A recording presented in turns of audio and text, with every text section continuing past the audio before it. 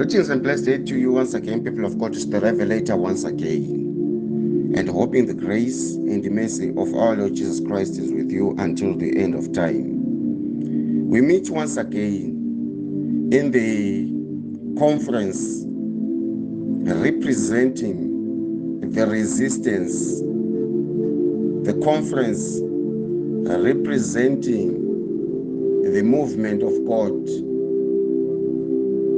The system that represents the rebellious servants of God, those ordained to fight against the systems, those raised to challenge systems, those raised to turn against the evil systems. And it can be none other than the resistance. Earlier on, I gave you the introduction, the preface of the resistance, and I explained the resistance not just as a bold stance, but a system, a movement which comprises of a collective number of people. But in each and every system of resistance, there is the leader of the resistance. Now, welcome to the second edition, the part 2 segment of the resistance, which is the vengeance of God. And for us to understand more on this presentation series and the second segment, let us get into scriptures. In the book of Judges, chapter 6, verse 1, and it reads, "And the children of Israel did evil in the sight of the Lord, and the Lord delivered them into the hand of the Midian for 7 years. The children of the Lord have sinned against the Lord, and all that the Lord has to do now is deliver them into the hand of the Midian." When the children of God sin, God is left with no choice but to deliver them in the hand of the enemy, so that they may learn why God had earlier delivered them from the same hand of the enemy. And the hand of the Midian prevailed against Israel, and because of the Midianites, the children of Israel made them the dens which are into the mountains and caves, strongholds.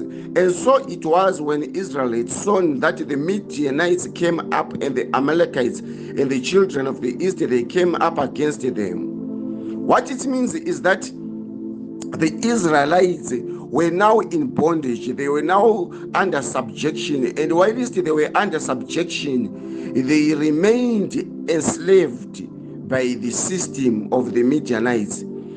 And they encamped against them and destroyed the increase of the earth till they all came unto Gaza and left no sustenance for Israel, neither sheep nor oxen nor ass, for they came up with their cake and their tents, and they came up as grasshoppers for multitudes.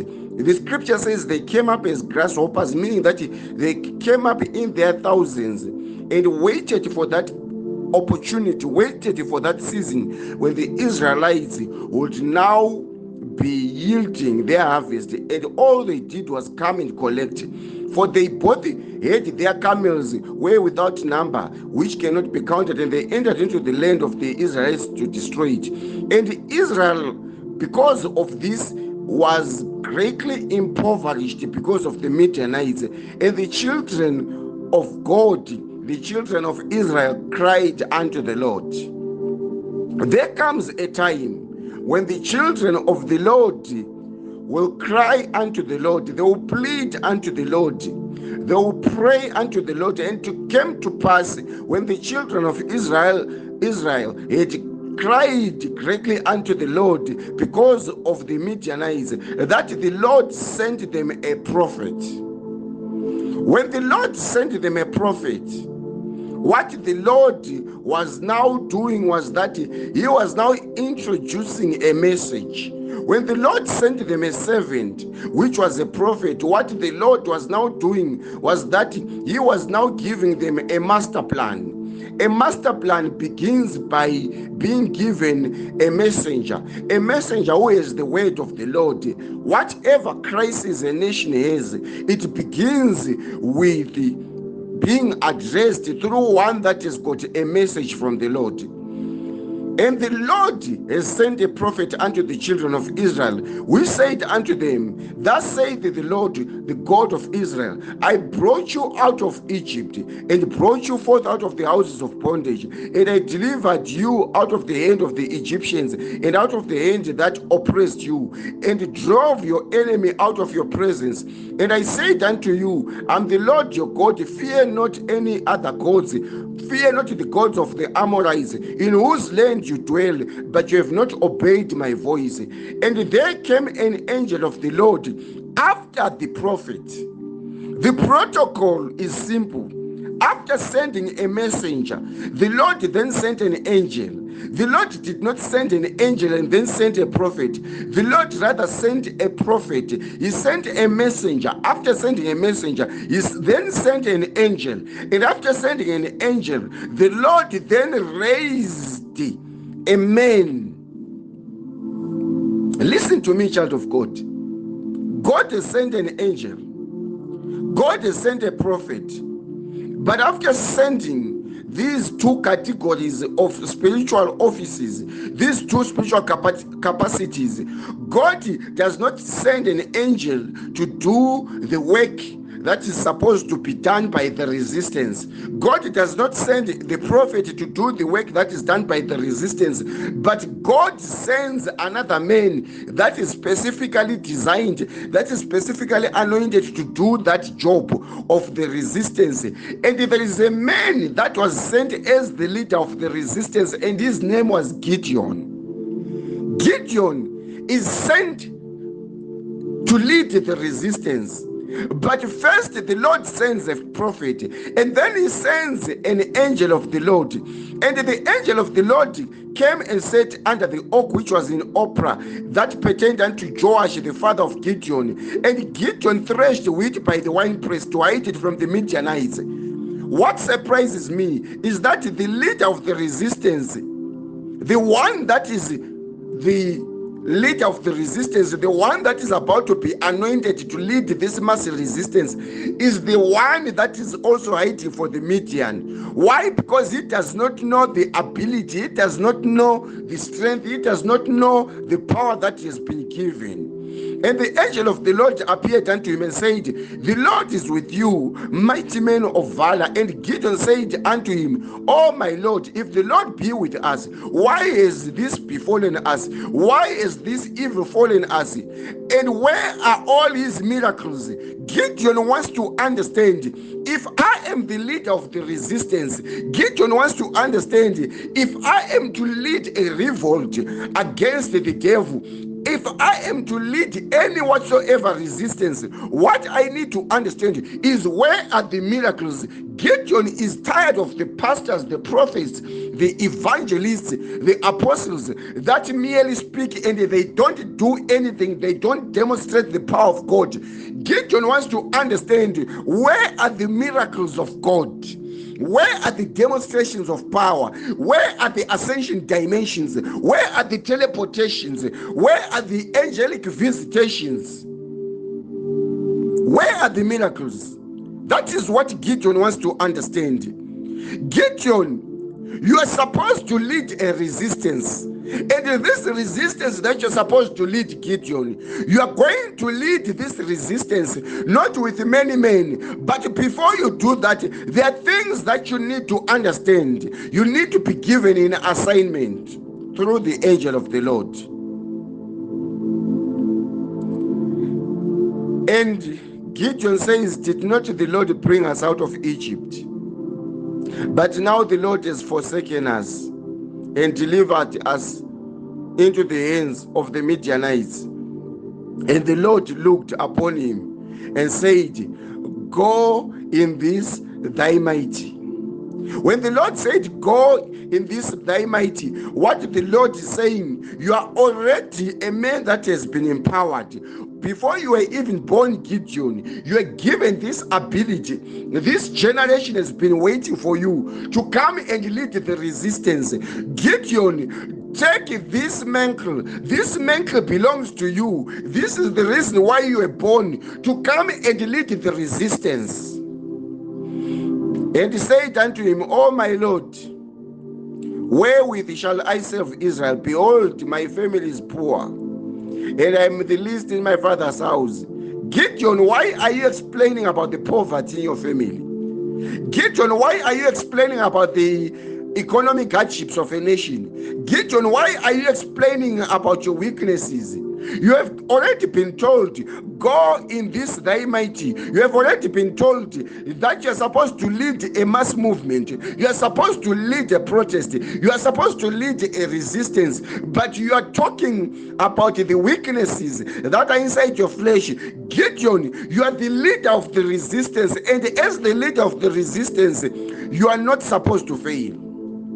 And the Lord said unto him, surely I'll be with you, and you shall smite the Midianites as one man. Child of God, when I read this part, I was shocked. The part that says, you shall smite the Midianites as one man, not as a bunch of fools, not by trying to beg people, not by trying to bootlick people, but you shall smite the Midianites as one man.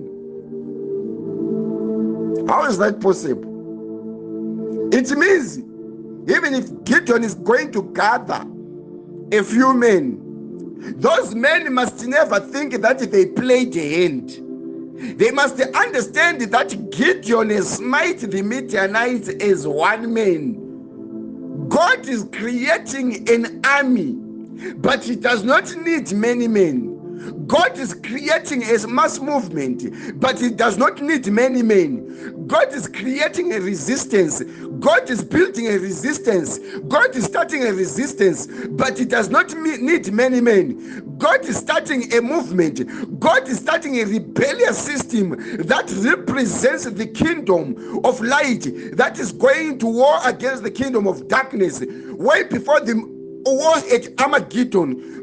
But this army, this resistance needs one man of valor, and that man is Gideon. That one man is the revelator. And he said unto him, if now I have found grace in thy sight, if now I have found favor in your sight, then Gideon says, show me a sign that you talk to me. Gideon does not want to engage into any assignment that is deadly without getting proof that it is really God that sent him. Gideon understands that there are pastors that have been sent, prophets, evangelists that have been sent to preach the gospel, and they thought that they were called, but they were not, only to realize when trouble befalls them.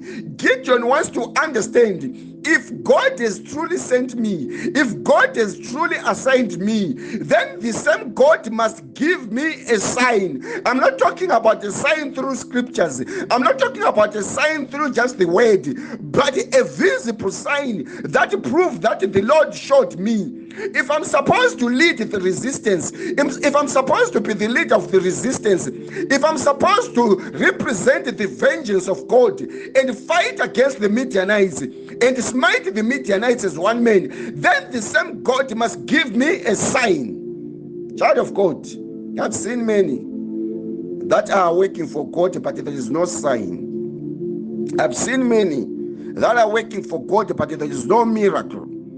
I've seen many that are giving themselves titles, but there is not even a single sign that proves that they work for God, that proves that they represent God.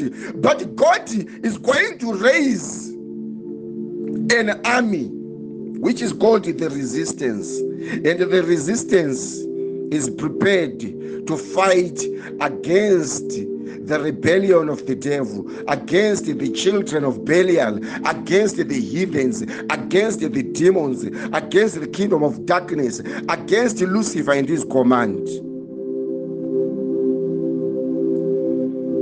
Then Gideon says, depart not hence, I pray that I will come unto you and bring forth my present. Gideon understands that if you come in the presence of anything that is coming from above, you need to present a present to trigger and to provoke the presence of God. Gideon says, show me a sign that it is God that is speaking unto you. But before you show me the sign, I'm going to get my gift so that I can provoke that sign. Gideon understands that if you present a gift, if you present a package, if you present something in the house of the Lord, there will be a sign that you will get provoked. And Gideon came and said it, and said, I'll tell you, and come back here again. And Gideon went in and made a kid ready and unleavened cakes of earth and floured the flesh. He put it in a basket and put the broth in a pot and brought it out under the oak and presented it. And the angel of the Lord said unto him, take the flesh and the unleavened cakes and lay them upon these rocks and pour out the broth. And he did so. The angel of the Lord then put forth the end of his staff, the end of his rod that was in the hand, and touched the flesh and unleavened cakes and rose up, and the fire consumed the offering. When the fire consumed the offering, Gideon was shocked, and Gideon in chapter 6 verse 22 perceived that this was only the angel of the Lord. And Gideon said, alas, O Lord, for because I've seen an angel of the Lord face to face, I shall surely die. Gideon has received a sign, but the sign that has been given is the sign that proves that whatever visitation that he came across here is a visitation that is coming from above. Visitations that are coming from above, they must be represented by fire. And the Lord said unto him, peace be unto you, fear not, you shall not die. Then Gideon built an altar there unto the Lord and called it Jehovah Shalom. And it is called Jehovah Shalom up until this very day. And this altar that has now been defined as Jehovah Shalom, it is the altar that is now representing the Lord. But Gideon, you still have an assignment. Your assignment is not yet over. You still need to be given empowerment. You already have this might that you have been given of encountering the angel of the Lord, and you have also built an altar of the Lord, and you have called it Jehovah Shalom.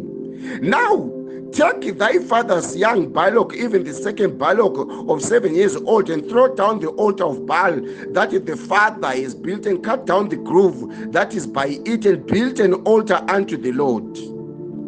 Gideon then took 10 men.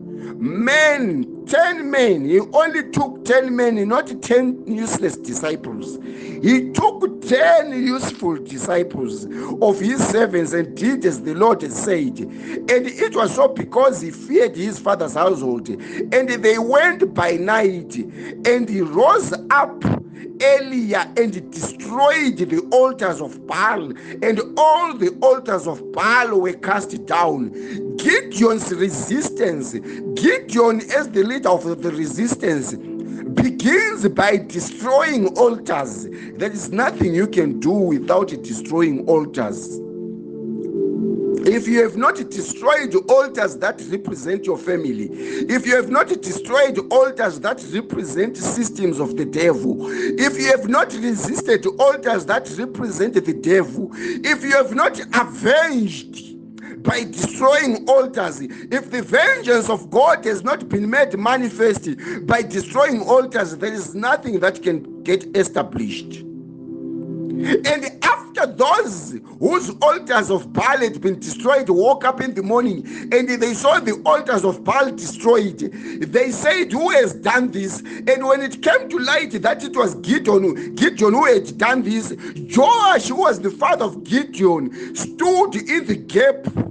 When they were asking, when they were protesting, bring out your son so that we may kill him. Bring out your son Gideon. Why? Because he has destroyed our altars. And Joash stood against them and said, will you plead for Baal? Will you fight for Baal? If Baal is God, let him plead for himself. Child of God, there comes a time, if you are serving a true God, that you must sit back, relax, and wait for your God to fight the wars. There's a time, if you are really serving the God of resistance, the God of the resistance, the God who is avenging, the vengeance of the Lord is being represented by a living God. That God must stand for you. Therefore, on that day, he called him Jerubbaal, saying, let Baal plead against him, because he has thrown down his altar. Then all the Midianites and the Amalekites and the children of East were gathered together and went over and pitched in the valley of Jezreel. But the Spirit of the Lord came upon Gideon, and he blew a trumpet, being made ready for the war, being made ready for the resistance, the mass resistance. And Gideon said unto God, if you are going to save Israel by my hand, behold, I'll give you another test. He was not testing the Lord, but he wanted assurance. Like I said, when you are serving the Lord, you need to be assured of who you are working for. Are you working for a God that is suicidal, or you are working for a God that is truly reinforcement? Are you working for a God that is supportive? Are you working for a God who flees away when trouble comes? Gideon wants to know, if you are a God that represents me, I'll put a wool on the floor. If Jew will be on that fleece, then it's assured that you are going to stand by me as I fight and deliver Israel. And it was so that the next early morning, Jew was on the fleece, and Gideon knew that the Lord had answered him through a sign. And Gideon further said unto the Lord, let not your anger be against me. Again, I want the Jew to be right round the fleece. What it means is that if I find this miracle, this sign coming to pass, it means you have assured me that I'll deliver beyond just Israel. And it was so again that when Gideon woke up in the morning, Jew was all over the ground, right around the fleece. Child of God, when you have developed a relationship with God, you can ask for anything from God and He'll make it happen. And Gideon was prepared for army with men, very few men that Gideon had. And the trumpet was blown, and Gideon led the resistance of God and dethroned the Midianites. Child of God, I'm here representing the leader of the resistance, the mass movement, the generation of God, representing the vengeance of God in the name of Jesus.